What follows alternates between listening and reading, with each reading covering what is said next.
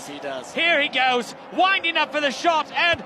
Oh! The cannon has fired and hit Sterling directly to the face. Here he goes with the approach. Oh! Sterling with a fantastic dive. The ball flies straight through his hand. Yes, as his trainer takes him off the field like a mustached lion dragging a gazelle through the Serengeti. For the kick to happen. He's probably wondering when. Oh! Sweet buttered crumpet!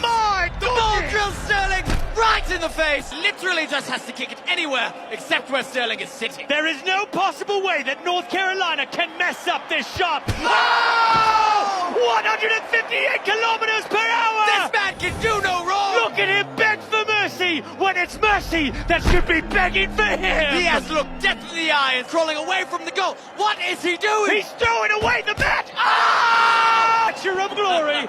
We thank you for sharing this absolutely heart-stopping finish.